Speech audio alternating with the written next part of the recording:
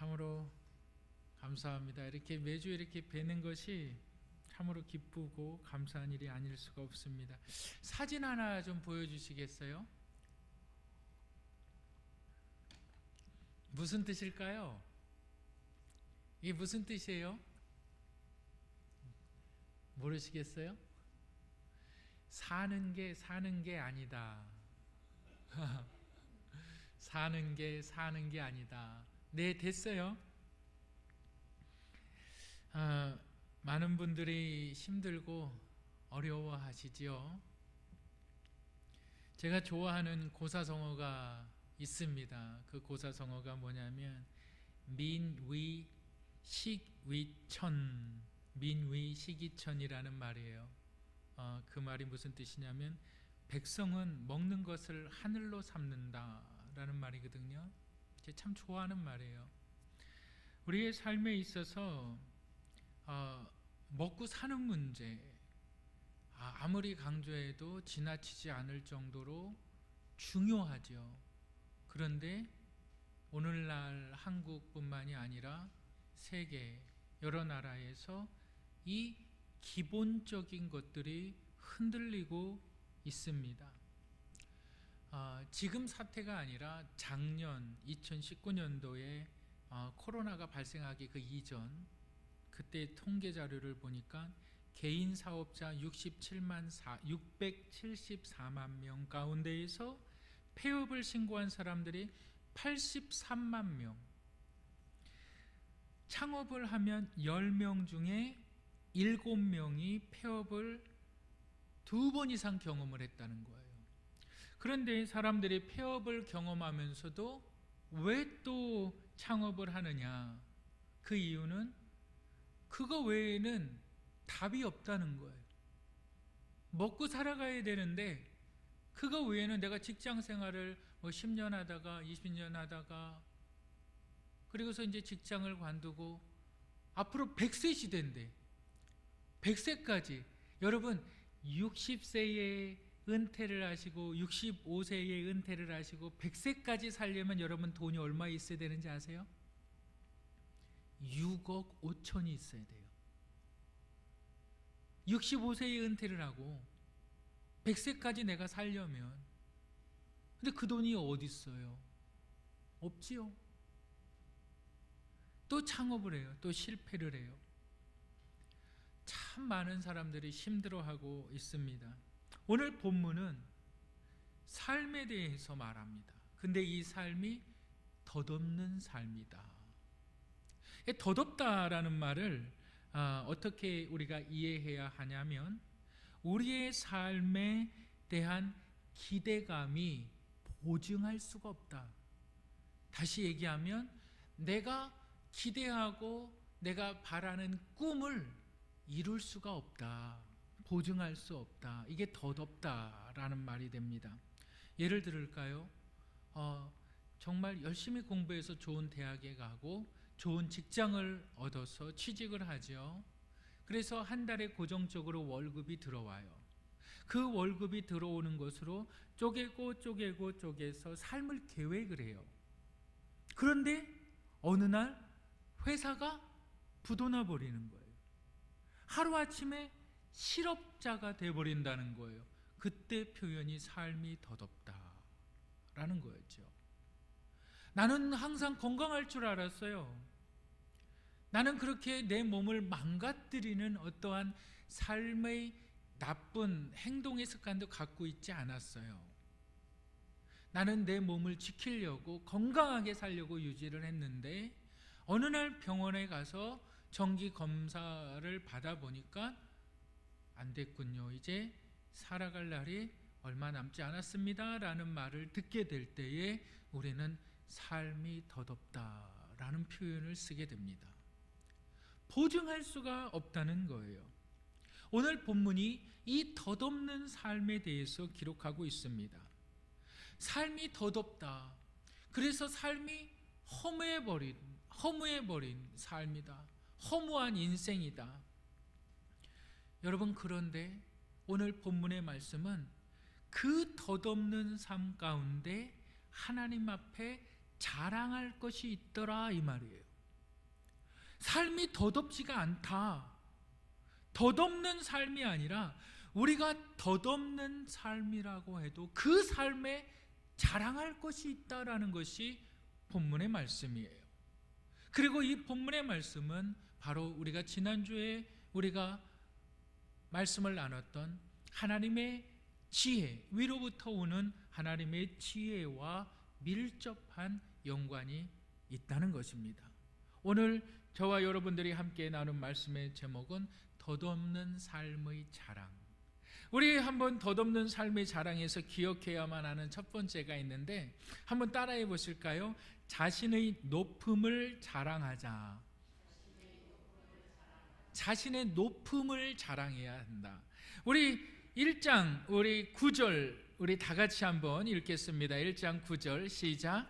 낮은 형제는 자기의 높음을 자랑하고, 여기서 낮은 형제란 뭘까요? 겸손한 사람, 아니면 뭐 키가 작은 사람, 그러한 사람이 아니라 여기서 낮은 형제는 가난한 사람을 말해요. 가난한 사람. 그런데 우리는 가난이라고 얘기하면 먹을 것이 부족하거나 경제적인 능력이 없는 사람을 우리가 가난하다고 생각할 수가 있는데 그렇지 않습니다. 그러한 분들은, 내가 삶에 있어서 어떠한 물질이 부족한 사람들은 빈곤한 사람들이라고 말해요. 근데 성경에서 말하는 이 가난이라는 것은 뭐냐면 내 삶이 고통스러운 거예요. 내가 지금 먹을 것이 없어서가 문제가 아니라 냉장고에 먹을 것이 가득해요. 내가 지금 돈이 문제가 아니라 내 삶이 지금 사람으로 인하여서, 내 삶이 환경으로 인하여서, 내 삶이 건강으로 인하여서 내가 지금 힘이 든 거예요. 내가 지금 고통당하고 있는 거예요. 그걸 가난이라고 말하는 거예요. 이 가난한 사람들, 여러분, 가난한 사람들이 고통 가운데 있다. 여러분, 가난이라는 말을 아주 쉽게 여러분들이 이미지로 그려낼 수가 있는데, 그것은 뭐냐면은 여러분, 새가 막 이렇게 날아다니다가 갑자기 그 진흙탕에 딱 앉았는데 이 진흙탕 속에 갑자기 새의 다리가 푹 빠져들어가요. 그런데 이게 너무 깊이 빠져들어가니까 허우적대는 거예요. 날려고 막 이렇게 날개질을 할 때에 이 날개에 진흙이 묻어서 날지 못하고 계속적으로 허우적대고 있어요. 그것을 가난이라고 말하는 거예요. 내가 지금 허우적대고 있는 거예요. 돈이 없어서가 문제가 아니에요. 먹는 것이 문제가 있어서가 아니에요. 지금 허우적대고 있는 것이 문제입니다. 그것을 본문은 낮은 형제라고 말합니다. 그런데 이 낮은 형제들이 고통을 당하고 있어요. 왜 고통을 당하느냐? 바로 믿음 때문에, 자신들이 가지고 있는 믿음 때문에 고통을 당하고 있는 겁니다. 그래서 9절에서 이렇게 높음을 자랑하고, 높음이라는 것은 바로 높은 위치를 말하고 있는 겁니다. 하나님께서 너에게 높은 위치를 주셨다. 왜? 너는 지금 너의 믿음 때문에 고통을 당하고 있으니까.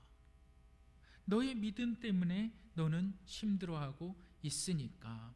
우리 이 1장 9절을 정확하게 더 쉽게 해석한 야고보의 2장 5절, 야고보서 2장 5절 한번 읽어보실까요? 읽겠습니다. 시작.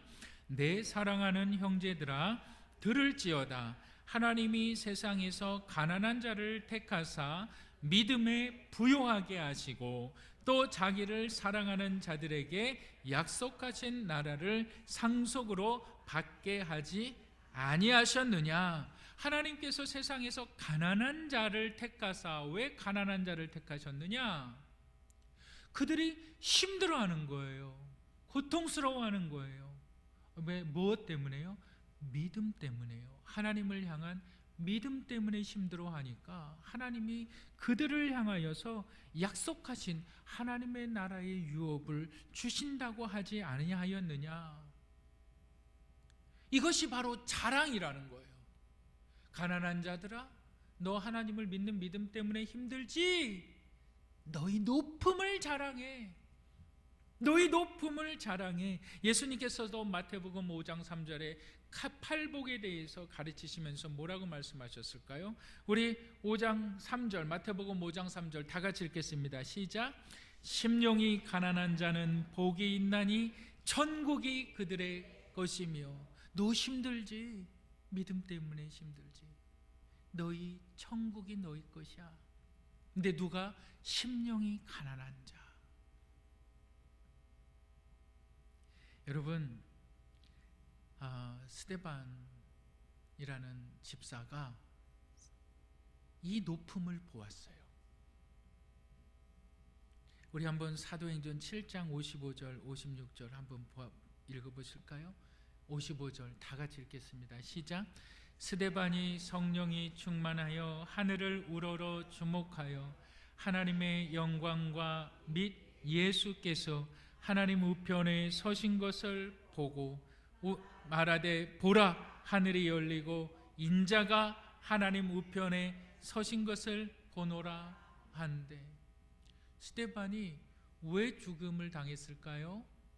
하나님을 향한 믿음 때문에 죽음을 당했어요. 그에게 높음이 있어요. 지금 스데반이 자랑해요. 하나님 우편에 인자가 서신 것을 그가 보았다. 삶이 힘들다는 거예요. 믿음 때문에 삶이 힘든다는 거예요. 요즘 국가적으로 참 어려운 시국에 있습니다. 그러는 가운데에서도 기독교에서도 참으로 뜨거운 이슈가 있어요. 그것이 뭐냐면 예배를 온라인으로 드리는 것이 옳으냐, 아니면은 모이는 것이 온라인으로 드리는 것이 옳지 않으냐. 막 찬반의 논리, 교수들이 얘기를 하고 기독교 원로들이 얘기를 하고 막 여기저기서 서로의 다양한 의견들을 이야기를 해요. 제 개인적인 의견은, 제가 믿는 신앙은 정부나 국가에서 종교를 강요할 수는 없어요. 강제적으로 할 수는 없어요. 그런데 권면하는 부분에 있어서 우리는 충분히 협조해야 하는 거예요. 예배에 있어서 반드시 빠지지 말아야 될 것이 있어요. 찬양과 기도와 말씀과 드림. 그 다음에 뭐가 있을까요? 임재가 있는 거예요. 여러분들이 가정에서 예배를 드릴 수 있는 것이 되는 겁니다. 온라인으로 예배를 드릴 수 있는 것이 나쁜 게 아니에요. 잘못된 것이 아니에요. 저는 처음에 온라인 예배를 드렸어요. 근데 그 다음 주부터는 이게 안 되겠더라고요. 왜 안 되는지 아십니까? 방역을 제대로 안 해서요? 아니요, 매주 방역하거든요. 문제가 뭔지 아십니까? 과연 우리 성도들이 얼마나 온라인 예배에 동참하실 수가 있을까? 문제는 그거였어요. 저는 온라인 예배를 지지하는 자예요. 그게 맞아요, 제 신앙에서는. 그런데요, 우리 성도들이 과연 온라인 예배를 드릴 수 있는 성도들이 몇 분이나 있을까? 정말 죄송한 말씀인데 그렇게 많지 않더라고요. 그래서 제가 오프라인 예배를 드리는 거예요. 국가의 정책에서 이거는 강요가 아니에요. 말씀을 중단시킨 것도 아니에요. 예배를 중단시킨 것도 아니에요. 강제로 무엇을 이렇게 하라라고 말한 것도 아니거든요. 저는 온라인 예배를 지지해요. 그런데 왜 오프라인 예배를 드리느냐? 우리 성도들 한 분 한 분들을 바라보니까 예배를 드리지 못하실 분들이 많아요. 인터넷을 못 하시는 분들도 있고요. 어떻게 해야 되는지 모르시는 분들도 있어요. 그래서 오프라인 예배를 드리는 겁니다. 내가 믿음이 없으면요, 남들처럼 주일날 그냥 놀러가고 남들처럼 여가를 활용하고 그래도 되는데, 내가 가지고 있는 믿음 때문에 주일은 절대적으로 지켜야 되고, 내가 가지고 있는 믿음 때문에 하나님 앞에 드려야 될 예물이 있는 거고, 내가 가지고 있는 믿음 때문에 내 삶이 힘든 지경에 빠질 때가 있습니다. 그걸 자랑해라 이 말이에요. 너 왜 그걸 마이너스라고 생각하느냐? 그걸 자랑해라. 가난한 자들아, 너희의 높음을 자랑해라. 여러분, 믿음 때문에 삶이 힘들고 가족 간에 불화가 있고 어려우시지요? 그것을 자랑하시는 분들이 되시기를 주님의 이름으로 축복합니다. 두 번째로, 덧없는 삶에서 우리가 자랑할 것이 있는데, 우리 한번 따라 하시겠습니다. 부자들의 낮아짐을 자랑하자. 네, 우리 한번 10절 읽어보실까요? 1장 10절 다 같이 읽겠습니다. 시작. 부한 자는 자기의 낮아짐을 자랑할지니 이는 그가 풀의 꽃과 같이 지나감이라. 여기서 부한 자는 누구일까요? 바로 부자들, 부자 그리스도인들을 말해요. 그런데 이 부자 그리스도인들이 자랑할 것이 있대요. 그것이 바로 낮아짐이에요. 여기서 낮아짐은 겸손을 말하거든요. 여러분, 부자들이 겸손하는 것이 쉬울까요? 어려울까요? 참 어려워요. 따라 하시겠습니다. 참 어렵다. 네, 부자들이 겸손하는 건 정말 어려워요. 힘들어요. 그런데 왜 겸손하라고 할까요? 우리 11절 한번 보실까요? 11절 다 같이 읽겠습니다. 시작. 해가 돋고 뜨거운 바람이 불어 풀을 말리면 꽃이 떨어져 그 모양의 아름다움이 없어지나니 부한 자도 그 행하는 일에 이와 같이 쇠잔하리라. 지금 야고보가 부한 그리스도인들, 부유한 자들의 운명에 대해서 무엇과 연관을 시키냐면 바로 꽃의 운명과 연관을 시킵니다. 어느 날에는 활짝 핀 꽃이 몇 날이 못해서 시들어버리고 말리어져서 버린다.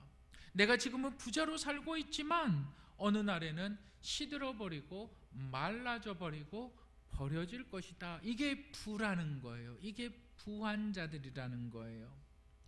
여러분, 지금도 그렇지만 농사를 짓는 분들이 가장 의지하는 것이 뭘까요?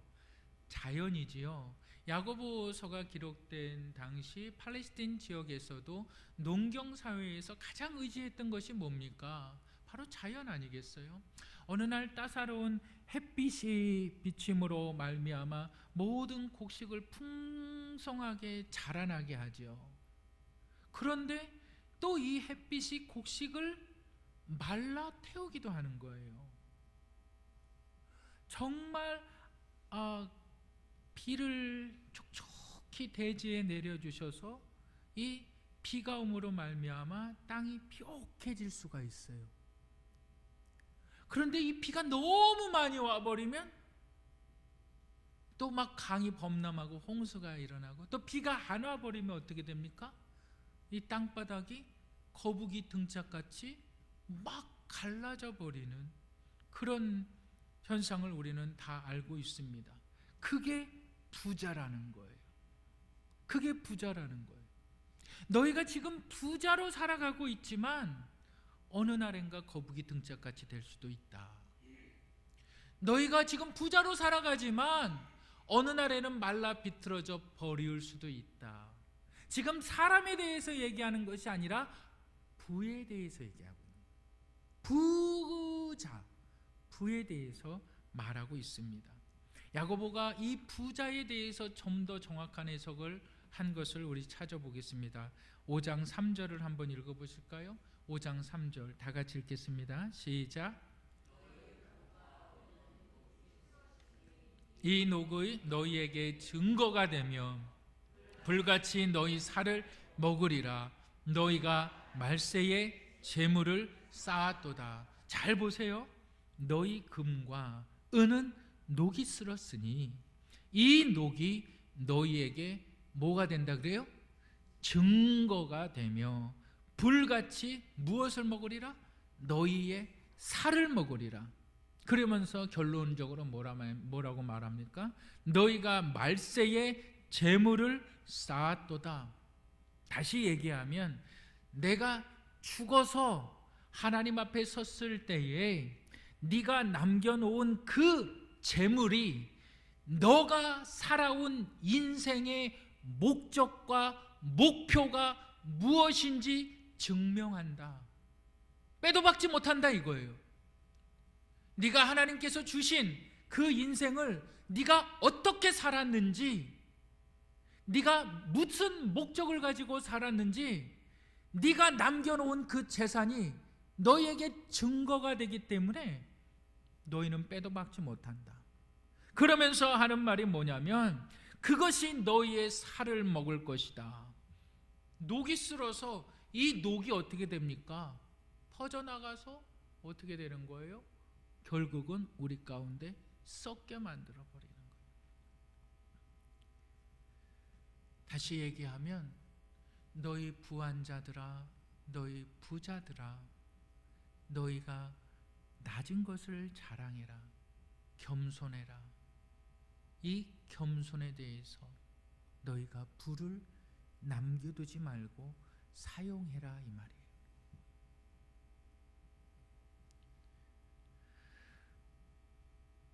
참 이 말씀이 무서운 말씀이 될 수도 있어요. 너무나 분명하기 때문에 야고보서의 주제는 믿음과 행함이에요.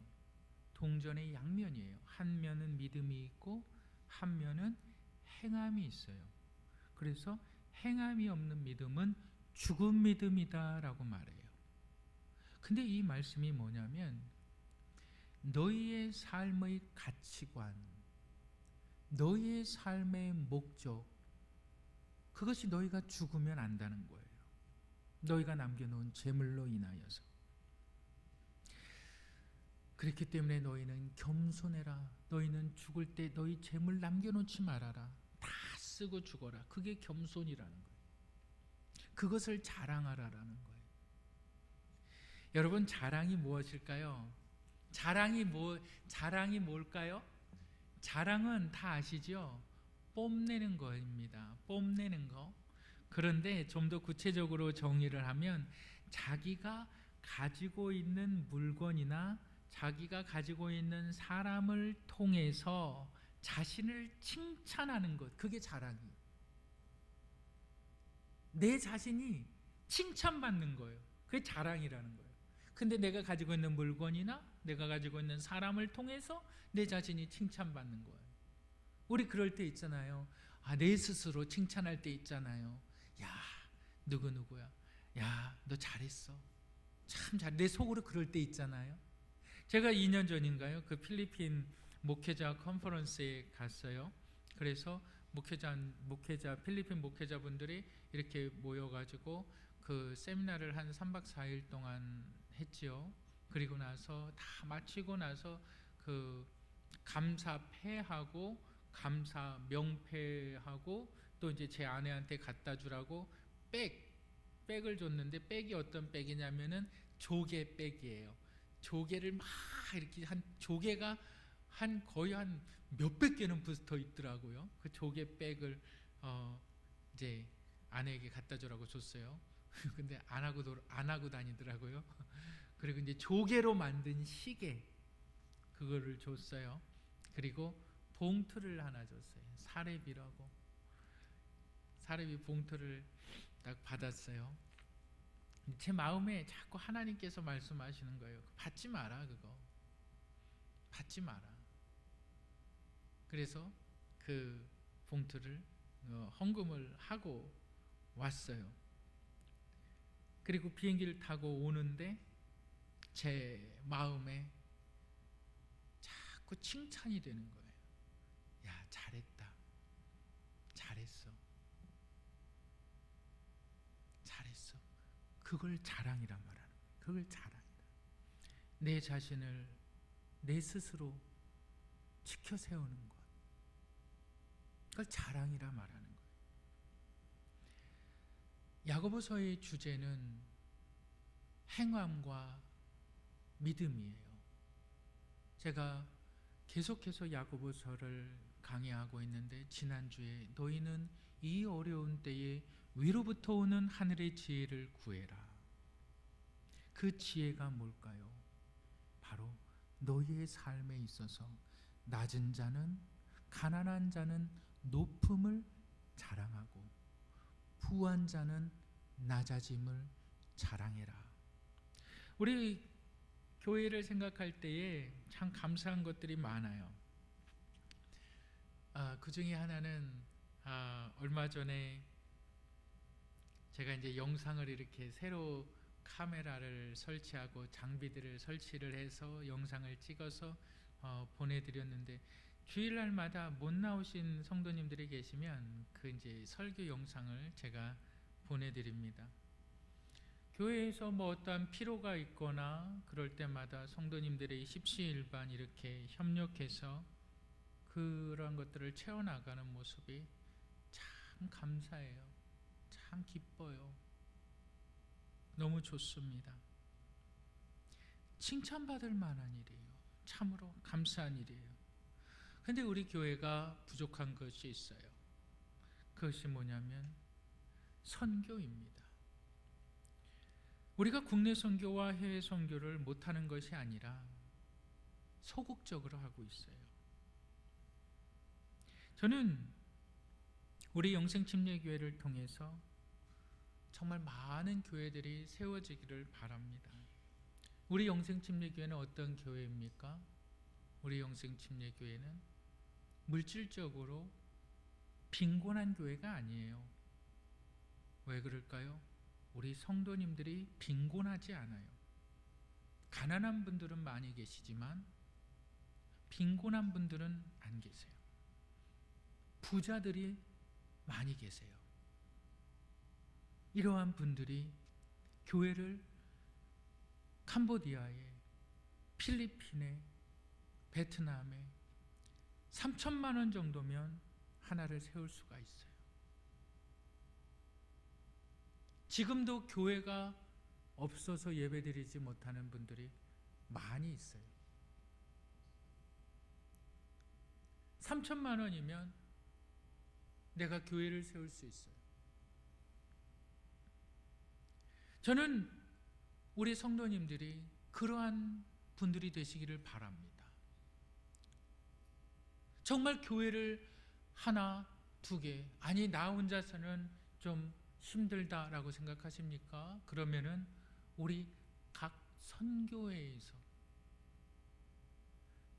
제1선교회에서, 제2선교회에서, 국내 선교회에서, 해외 선교회에서 정말 교회를 세우는 것을 목표로 하면 참 하나님께 영광이 되겠습니다. 참 기쁨이 되겠습니다. 여러분, 예수님께서 뭐라고 말씀하셨습니까? 예수님께서 이렇게 말씀하셨어요. 너희는 모든 족속으로 제자를 삼아 아버지와 아들과 성령의 이름으로 침례를 주고 내가 너희에게 분부한 모든 것을 가르쳐 지키게 하라. 내가 세상 끝날까지 너희와 함께 하리라. 여러분들, 삶이 더덥다, 힘들다, 허무하다 말하지 마시길 바랍니다. 믿음 때문에 힘들고 고통당함을 자랑하시길 바랍니다. 하나님께서 여러분들을 높이신다는 사실을 믿으시기를 바랍니다. 여러분들 부한 분들은 겸손하셔서 여러분들이 살아있을 그 생명 있을 동안에 여러분들에게 있는 모든 재물들을 사용하시고 하나님 앞에 서시기를 주님의 이름으로 축복합니다. 교회를 세우시고 정말 귀한 하나님의 일들을 감당하시기를 주님의 이름으로 축복합니다. 저는 지금도 그때 생각하면은 참 잊을 수가 없는데, 감사가 넘치는데 2년 전에 그 대신방 기간을 맞아서 코로나 바이러스가 좀 진정이 돼야지 대신방을 또 시작을 할 텐데 언제 해야 될지를 모르겠어요. 그런데 2년 전에 그 대신방 기간에 어떤 성도님 가정을 딱 방문을 했죠. 그때 감사원금을 하셨더라고요. 그런데 자신이 가지고 있던 귀중품을 팔아서 감사원금을 하신 분이에요. 많은 액수는 아닙니다. 뭐 여러분들이 어떻게 생각할지는 모르겠지만 1,000만 원도 아니고 100만 원도 아니에요. 근데 그때 그 생각하면 생각할수록 감사가 넘치고 기도가 나와요. 제가 하나님이라도 그 성도를 하나님이 축복하실 것 같아요. 하나님이 그 자녀들을 보호하지 않겠습니까? 하나님이 그 인생을 왜 축복하지 않겠습니까? 물질로 인하여서 여러분들의 인생을 망가뜨리지 마시고 물질을 사용하셔서 여러분들이 자랑을 삼고 하나님의 영광에 동참하는 복음의 일꾼들이 되시기를 주님의 이름으로 축복합니다.